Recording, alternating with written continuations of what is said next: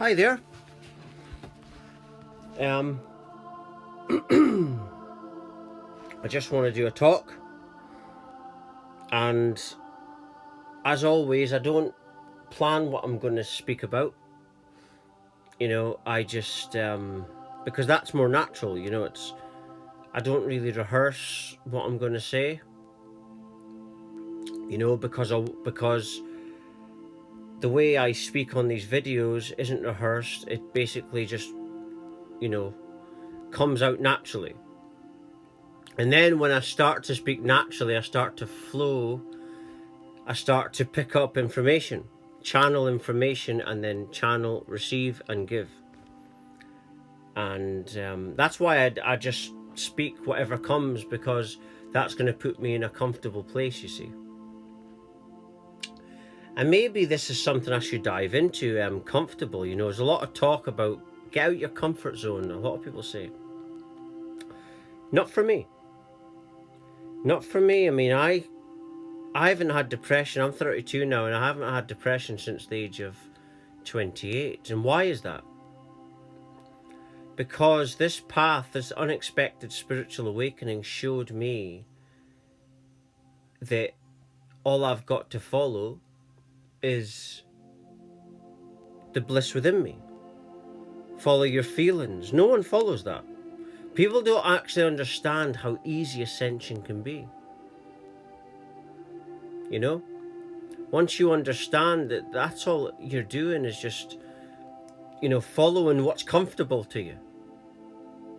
And it really is when we're at our most inspired, is when we feel our best. You're always your best when you're like high or happy. You're always coming to clarity and new ideas and stuff. And that's when you're at your best. You're not at your best when you're out your comfort zone, when you're suffering. Or people think that. But what the message is, what the thing is, and what the message is about being uncomfortable is actually to be comfortable in the uncomfortable. But people perceive it as like, I must cause myself pain, I must do all this, and what you're doing is, when we create trauma within our minds, within our feelings, even if it's for growth, everything's electricity, and the body runs by that. And when you create any sort of fear or trauma or something like that, you actually might heal something within you, but you're actually creating more distorted energy, and which is very self-destructive.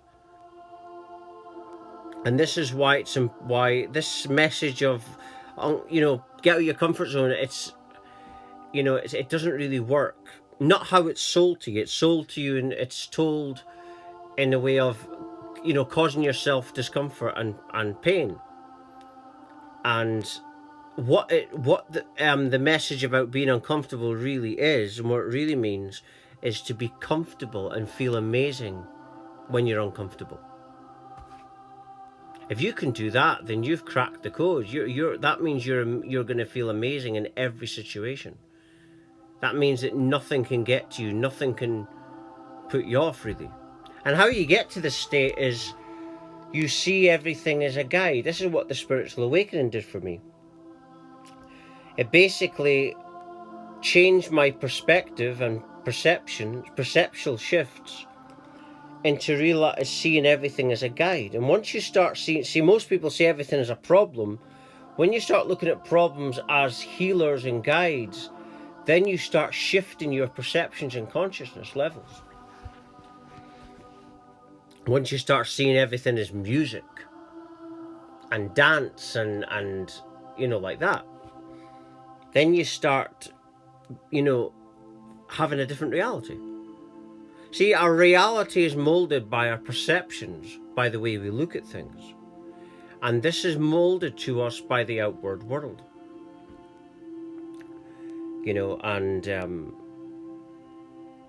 And that's the way that it is. It's all shaped outward. A lot of people don't like that. When you say fame is orchestrated, of course it's orchestrated. you know, and a heap of people that were famous that probably overstepped the mark, you know, were murdered. John Lennon, Marilyn Monroe, who else? You know, Gandhi, and many other people that I can't think of the top of my head, but Princess Diana, and you know, so many, Kennedy, President Kennedy, and there's many others because they overstepped the mark.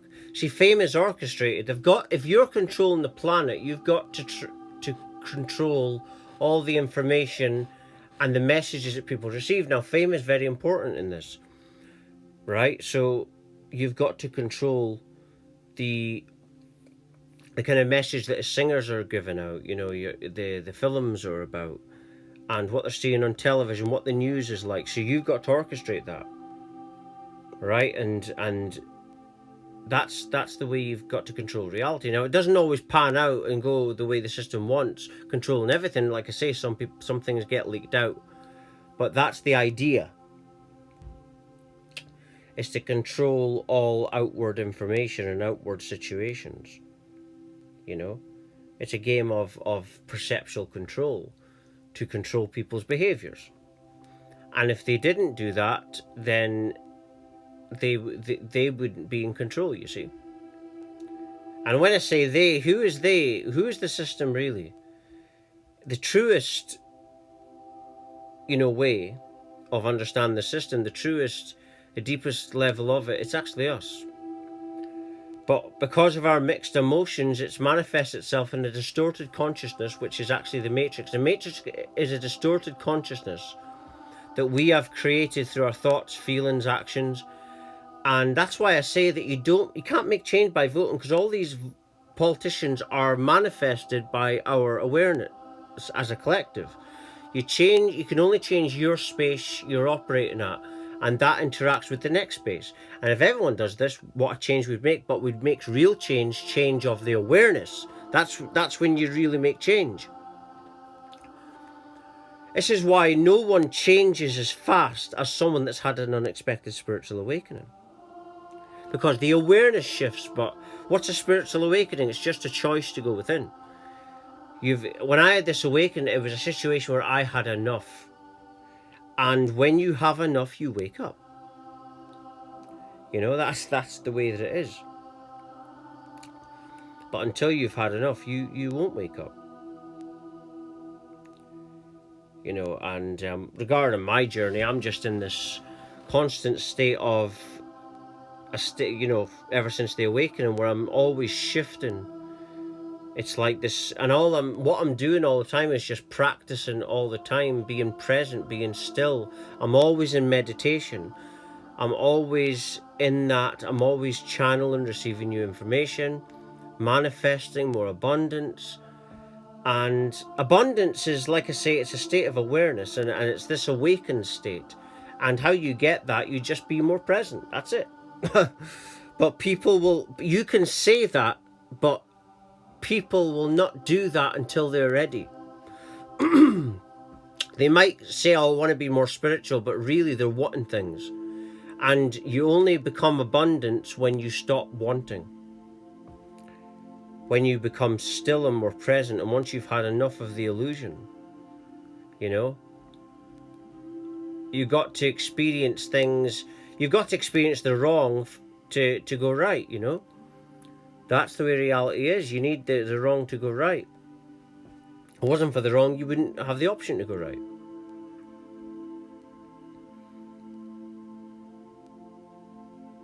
You know, and it's, you know, really what this path has shown me also is it's all about how you feel. It's not about what you've got, and that's real abundance. Abundance is this amazing state where you're just concentrating on present and how you feel at this moment. And then comes clarity and more insight and inspiration, and it just goes on and on. And you become super creative. That's what abundance really is. You know. It's all about how you feel at this moment.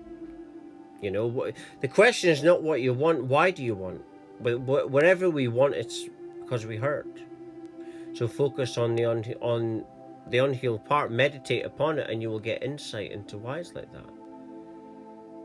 You know, I'm always in meditation, like I say. Always in that. And everything I interact with is, everything is message. I receive everything as messages. When you become that, when you become stillness, when you become meditation, and when you become meditation, when you do all the time, you become meditation. Meditation is as well as a state of awareness. It's this presence awareness which meditation is, and that is the law of abundance. To be that. But I'm just going to end it there. If you're watching, you're meant to watch it. Everything falls to divine order and divine timing. You are infinity. Thank you for watching. Thank you.